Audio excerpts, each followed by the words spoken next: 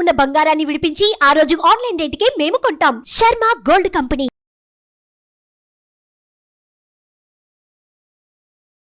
నమస్తే, welcome to Suman TV. నేను మీ యామ్ని. క్రోధినామ సంవత్సర ఉగాదికి సంబంధించిన విషయాల గురించి మనకి తెలియచేయడానికి ప్రస్తుతం మనతో ఉన్నారు ప్రముఖ ఆధ్యాత్మికవేత్త, ప్రముఖ జ్యోతిష వాస్తు పండితులు మంత సూర్యనారాయణ శర్మ గారు ఉన్నారు. గురుగారితో మనం మాట్లాడదాం. నమస్కారం గురుగారు. నమస్కారం అమ్మా. గురుగారు, ఈ క్రోధినామ సంవత్సరంలో అసలు కర్కాటక రాశి వారికి అండి ఏ విధంగా ఉంటుంది?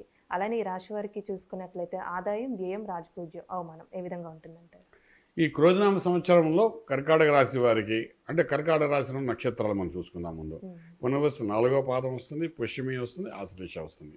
మొత్తం 9 భాగాలు కనబడుతున్నాయి. వీళ్ళకి ఆదాయం ఏ విధంగా ఉంటే, ఆదాయం చూసుకుంటే 14 భాగంలో ఆదాయం కనబడుతుంది. అద్భుతం, మహా అద్భుతంగా ఆదాయం. వ్యయం ఖర్చు పెట్టేది మాత్రం 2 భాగాలే కనబడుతున్నాయి. అంటే సుమారుగా 12 భాగాలు వాళ్ళు సేవ్ చేసుకుంటున్నట్టే. అంటే చాలా అదృష్టవంతులు ఈ సంవత్సరం కర్కాటక రాశి వారు పూర్తిగా అదృష్టవంతం చెప్పచ్చు. అలాగే రాజపూజ్యం 6 భాగాలు కనబడుతుంటే అవమానం కూడా 6 భాగాలు కనబడుతున్నాయి. సో అవి కూడా సమతుల్యంగానే ఉన్నాయి. అంచేదేంటంటే కర్కాటక రాశి వారికి ఎలా లెక్కేసుకున్నా సరే ఆదాయం 14 భాగాలంటే మామూలు విషయం కాదు. పెట్టిన ప్రతి చోట పట్టిందల్లా బంగారం టైప్ మాట వానికి ఆదాయం ఉంటుంది. అలాగే ఉద్యోగరీత్యా వాళ్ళు చేసే ప్రయత్నాలు ఏమైనా ఉంటా, ఫర్ ఎగ్జాంపుల్ ఒక వేరే కంపెనీలో ప్రయత్నం చేయాలనుకుంటే 40%, 60% హైక్తోని, ఫర్ ఎగ్జాంపుల్ ₹1,00,000 ఒక్కసారి 1,50,000, 2 లక్షల జీతం రావడం, ఉద్యోగము, అలాంటి ప్రయత్నాల్లోని ఇలా రకరకాలుగా పట్టిందల్లా బంగారం లాగే వాళ్ళకి ఉంటుంది. కాబట్టి ఈ సంవత్సరం ఏమాత్రం భయపడక్కలేదు.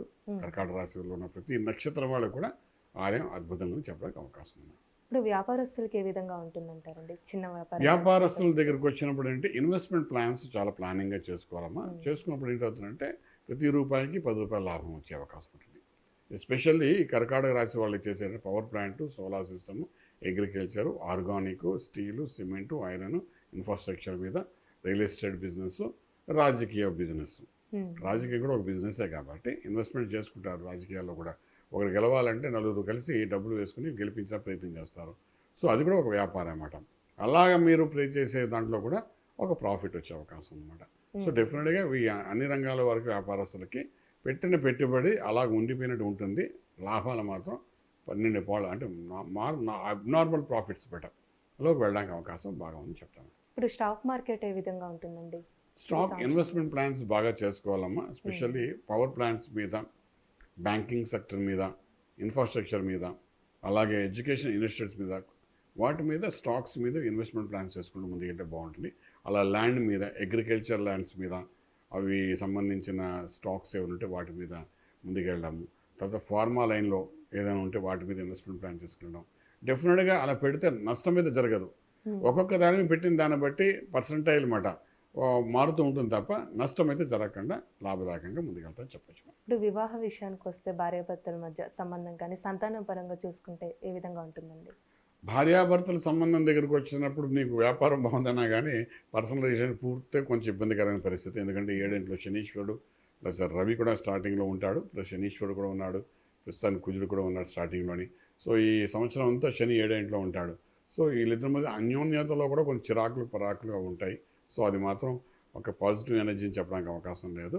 ఇలాంటప్పుడే ఏంటంటే మన ఈ క్రోధనామ సంవత్సరానికి అధిపతి కుజుడు కూడా కాబట్టి వాడు ఎక్కడి నుండో ఒక కోపాన్ని తీసుకొచ్చి చూపిస్తుంటాడు. ఆ కోపంతో ఇద్దరి మధ్య అన్యోన్యత కోల్పోయే అవకాశం కొంత కనబడుతుంది. ఏదైనప్పటికీ out of court way settlement అవ్వాలి అనే తపనంతోనే వెళ్ళాలి తప్ప కోర్టు వరకు వెళ్ళాలని ప్రయత్నం మాత్రం చేయకండి. దానివల్ల నష్టపోయేది ఇద్దరు కూడా జరిగే అవకాశం ఉంటుంది చెప్పచ్చు మాట. అలాగే సంతానం విషయంకి వచ్చినప్పుడు సంతానానికి అన్ని రకాల బెనిఫిట్స్ కనబడుతున్నాయి. సంతానానికి శుభవార్తలు, పెళ్ళిళ్ళు అవన్నీ కూడా జరిగే అవకాశం ఉంది. బ్రహ్మాండంగా ఉంది చెప్పచ్చు మేడం. ఇప్పుడు విద్యార్థులకండి విదేశాలకి వెళ్ళాలనుకుంటున్న వాళ్ళు ఉన్నారు, అలానే ఉన్న వాళ్ళు కూడా అండి, అక్కడ వాళ్ళకి ఏ విధంగా ఉంటుందంటారు? విదేశాలకు వెళ్ళి చదువుకునే విద్యార్థులకి రాజ్యం బాగుంది, భాగ్యస్థానానికి ఏమీ ప్రాబ్లం లేదు, చక్కగా చదువుకోవచ్చు, అవకాశాలు వస్తాయి. ఎందుకంటే భాగ్యంలో రాహు ఉన్నాడు కాబట్టి డెఫినెట్గా విదేశాలు తీసుకెళ్తాడు, అదేమీ సందేహం లేదు. అయితే అక్కడ సెటిల్ అవ్వాలనుకున్న వాళ్ళకి రాజ్యస్థానం చూసుకోవాలి. మనం చూస్తున్నప్పుడు అక్కడ బృహస్పతి మొన్నటి వరకు ఉన్నాడు, మే 1 నుండి బృహస్పతి లాభంలోకి మారుతున్నాడు. చేత ఏదో ఒక రకంగా ఆదాయం ఇస్తాడు తప్ప మనం ఏ ప్రొఫెషనల్గా వెళ్ళాము, ఏ రంగంలో మనం డబ్బు అనుకున్నాము అనే విషయాన్ని పక్కన పెడితే ఏదో రకంగా ఒక ఆదాయం ఇచ్చి మిమ్మల్ని ప్రాఫిట్లోనే కూర్చోబెడతాడు తప్ప అనుకున్న ఉద్యోగం వచ్చే అవకాశాలు కొంచెం తక్కువగా ఉన్నాయని చెప్పచ్చు. ఇప్పుడు కోర్టు సమస్యలు ఏ విధంగా ఉండొచ్చండి రాశి వారికి? కోర్టు వ్యవహారాలు, భూమికి సంబంధించిన వ్యవహారాలు అయితే సెటిల్మెంట్స్ బాగానే అవుతాయి. వైవాహిక జీవనానికి సంబంధించి అయితే కొంచెం ఇబ్బందికరమైన జరుగుతాయి. ఏదైనా అవుట్ ఆఫ్ కోర్టువే అవుతుంది, అందులో కూడా ఒక నష్టం కూడా కనబడుతుంది, అలాగే ఒక రిలాక్సేషన్ కూడా ఉంటుంది. ఇవన్నీ ఒక ఎత్తు. కోర్టు వ్యవహారాలు లీగల్ ప్రొసీడింగ్స్ రకరకాలు ఉంటాయి కాబట్టి ఒక్కొక్క రకమైన లీగల్ ప్రొసీడింగ్స్ ఒక్కొక్క రకమైన బెనిఫిట్స్ ఉంటాయి కాబట్టి ఆ బెనిఫిట్ అవుట్ ఆఫ్ కోర్ట్ వేలో మనకు వచ్చినప్పుడు డెఫినెట్గా గుడ్ బెనిఫిట్తో బయటపడతాము, మంచి రిలీఫ్ అవుతారు, రిలాక్సేషన్ ఉంటుందని చెప్పడానికి అవకాశం ఉంది. ఇప్పుడు ఒక ల్యాండ్ కొనాలనుకుంటారు, ఏదైనా ఇల్లు ప్లానింగ్ ఉన్న వాళ్ళకి ఈ సంవత్సరంలో అయ్యే అవకాశం ఉంటారండి. ల్యాండ్ ఇన్వెస్ట్మెంట్ ప్లాన్స్ చేసుకోవచ్చండి. ఇన్వెస్ట్మెంట్ ప్లాన్ చేసుకోవడం వల్ల కొంచెం బెనిఫిషియల్గా ఉంటుంది. ఎందుకంటే ఆదాయం ఎక్కువ ఉంది కానీ reinvestment of the land and reinvestment of the money అనేది ల్యాండ్ మీద పెట్టచ్చు, అలాగే గోల్డ్ మీద కూడా పెట్టచ్చు. ఈ రెండు కూడా మంచి సపోర్ట్ చేసే విధంగా ఉన్నాయి ఈ సంవత్సరం అంతాను. సో చిన్న చిన్న ముక్కలైనా మీరు అన్నట్టు మనకు కావాల్సిన 500 గజాలు 1000 గజాలు స్థలం వస్తే కానీ కొనుక్కుంటాను కాకుండా ఒక 100 గజాలు దొరికినా ముందు దాని మీద ఇన్వెస్ట్మెంట్ చేయండి. ఎందుకంటే ఈ వచ్చిన ధనాన్ని అలా పెట్టుకుంటే ఒక్కసారిగా దాన్ని మళ్ళీ రీషెడ్యూల్ చేసుకోవడానికి అవకాశం ఉంటుంది కాబట్టి అలా చేసుకుంటూ వెళ్ళండి. ఇన్వెస్ట్మెంట్ ప్లాన్ ల్యాండ్ మీద ఉంది సక్సెస్ఫుల్ మీకు తీసినట్టు చెప్పడానికి అవకాశం ఉంది. ఇప్పుడు వ్యవసాయం ఏ విధంగా ఉంటుందండి రాశి వారికి సంబంధించి? అగ్రికల్చర్లో ధాన్యము అంటే ఇక్కడ ధాన్యం, గోధుమలు వీటి పండించడంలో, అలాగే వీళ్ళకంటే కర్కాటక రాశి వారికి కొంతవరకు మన కొన్ని సీడ్స్ ఉంటాయి విత్తనాలకు సంబంధించినవి, అవి పండించడంలో మంచి లాభదాయకంగా ఉంటుంది. స్పెషల్లీ ఆయిల్ సంబంధించింది చెట్లు వాటిలోనే వచ్చే ఆదాయం అద్భుతంగా ఉంటాయి. కొబ్బరి పంట నుండి వచ్చే ఆదాయం కూడా చాలా అద్భుతంగా ఉండే అవకాశం ఇది బాగా కనబడుతుంది. అగ్రికల్చరు, పెస్టిసైడ్స్, కెమికల్స్ సంబంధించిన వ్యాపారాలు చేసే వాళ్ళందరూ కూడా చక్కటి ఫలితాలు వస్తాయి చెప్తారు. ఈ రాశి వారికి ఏమైనా ఆరోగ్య సమస్యలు ఉన్నాయండి ఈ క్రోధినామ సంవత్సరం? ఆరోగ్యం అంటే ఇక్కడ మనకు సప్తమంలో శనీశ్వరుడు యొక్క ప్రభావం, అష్టంలో రాహు యొక్క ప్రభావం అయితే ఖచ్చితంగా కనిపిస్తోందండి.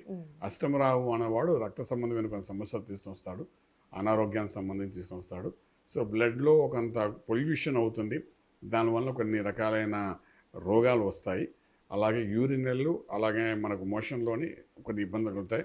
ఎగ్జిట్ పార్ట్ ఆఫ్ బాడీలో కొన్ని ఇబ్బందులు జరగడం, దిగువన ఎముకకి సంబంధించిన దోషాలు కూడా కొన్ని వచ్చే అవకాశం ఉన్నాయి. వీటన్ని అధిగమించడానికి కోసం చేసే ప్రయత్నంలో స్పెషల్లీ డాక్టర్ని కన్సల్ట్ చేయండి.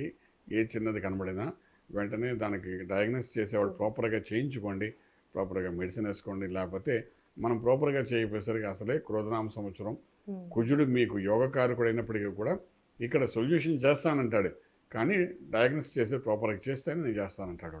సో చేయకపోతే మాత్రం మొత్తం అంతా త్రిబుల్గా మీకు ఖర్చు ప్లస్ రోగం పెద్ద అవకాశం ఉంటుంది. కాబట్టి కొంచెం జాగ్రత్త డయాగ్నోస్ చేయండి, డెఫినెట్గా రిజల్ట్ అనేది బాగా వచ్చే అవకాశం ఉంది. ఈ రాశి వారికి అసలు ఎలాంటి పరిహారం చేయాలండి ఈ క్రోధినామ సంవత్సరంలో? ఈ రాశి వారికి గురువు యొక్క అనుగ్రహం రాజ్యంలో ఉంది. భాగ్యం నుండి రాజ్యంలోకి వెళ్తున్నాడు, తర్వాత ఆరంభంలోనే భాగ్యస్థానంలో ఉన్నాడు, అనుగ్రహాన్ని ఇచ్చాడు. కాబట్టి సంవత్సరం అంతా బాగుండాలి, రాజ్యం బాగుండాలి అంటే వ్యవసాయ క్షేత్రం బాగుండాలి, సంపాదన బాగుండాలి. ఆల్రెడీ బాగుంటాయని నేను చెప్తున్నాను, అది నిలబడాలి.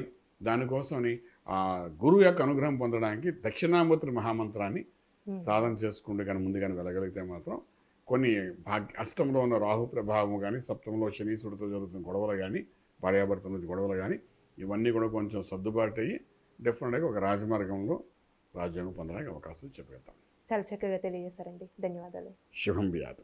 చూసారు కదండి, క్రోధినామ సంవత్సరంలో కర్కాటక రాశి వారికి ఏ విధంగా ఉంటుంది, అలానే ఈ రాశి వారికి సంబంధించిన పరిహారాలు ఏ విధంగా చేసుకోవాలి గురుగారు మనకి తెలియజేశారు కదా.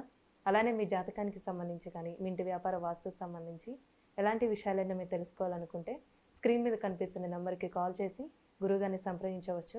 ఇలాంటి మంచి వీడియోస్తో మళ్ళీ మీ ముందుంటాను. ధన్యవాదాలు. సుమన్ టీవీలో మీ పర్సనల్ అండ్ బిజినెస్ ప్రమోషన్స్ కోసం కింది నెంబర్కి కాంటాక్ట్ చేయండి.